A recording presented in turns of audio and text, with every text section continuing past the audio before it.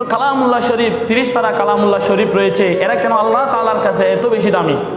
হাদিসের মধ্যে আছে যারা হাফিজ কোরআন, যাদের সিনার মধ্যে 30 পারা কালামুল্লাহ শরীফ রয়েছে, এরা আল্লাহ তাআলার প্রিয় বান্দা হয়ে যায়। সুবহানাল্লাহ। দলিল হচ্ছে আবু দাউদ শরীফের 4843 নম্বর হাদিস। এই হাদিসের মধ্যে নবীজি বলেছেন, সাদা দাড়িওয়ালা মুরব্বী অথবা বৃদ্ধ বয়স্ক মুরব্বী যারা আছে, সাদা দাড়িওয়ালা মুরব্বী, তাদেরকে সম্মান করা মানে আল্লাহকে সম্মান করা, আর ন্যায় পরায়ণ শাসককে সম্মান করা মানে আল্লাহকে সম্মান করা। হাফেজে কোরআনদেরকে সম্মান করা মানে আমার আল্লাহকে সম্মান করা। তাহলে এই হাদিসের মধ্যে 3 জন ব্যক্তির কথা আল্লাহ তাআলা উল্লেখ করেছেন। 1 নম্বর হচ্ছে হাফেজে কোরআনদেরকে সম্মান করা মানে আল্লাহকে সম্মান করা।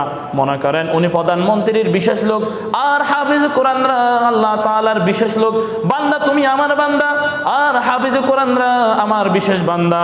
সব বান্দারা আমরা সব বান্দা কিন্তু আল্লাহর বান্দা।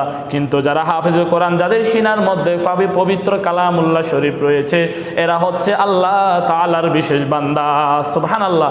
হুজুর আপনি বললে হবে না, দলিল দেন। দলিল হচ্ছে ইবনে মাজাহ 215 নম্বর হাদিস। এই হাদিসের মধ্যে নবীজি বলেছেন, ইন্না লিল্লাহি আহলিনা মিনান নাস, মানুষের মধ্যে কিছু মানুষ আছে যারা আল্লাহ তাআলার পরিবারের সদস্য হয়ে যায়। সাহাবী کرامরা জিজ্ঞাসা করলো, ইয়া রাসূলুল্লাহ, ইয়া হাবিবাল্লাহ, ইয়া রাসূলুল্লাহ, তারা আবার কারা যারা আল্লাহ তাআলার পরিবারের সদস্য হয়ে যায়? নবীজি জবাব দিলেন, আহলুল কোরআন আহলুল্লাহি ওয়া খাসসা, কোরআন ওয়ালা আল্লাহ তাআলার বিশেষ আস্থাভাজন হয়ে যায়। তাহলে এখান থেকে বোঝা গেল যাদের সিনার মধ্যে কালামুল্লাহ শরীফ রয়েছে, এরা আল্লাহ তাআলার পরিবারের সদস্য হয়ে যায়। সুবহানাল্লাহ। তাহলে এই কোরআন, যাদের সিনার মধ্যে কোরআন রয়েছে, এরা আল্লাহ তাআলার পরিবারের সদস্য, এরা আল্লাহ তাআলার প্রিয় আস্থাভাজন হয়ে যায়। সুবহানাল্লাহ। এই জন্য আমাদের কোরআন কালামুল্লাহ শরীফ আমাদেরকে তেলাওয়াত করতে হবে। কোরআন পড়লেও লাভ আছে, কোরআন ধরলেও লাভ আছে, কোরআনের দিকে তাকালেও সওয়াব আছে। সুবহানাল্লাহ।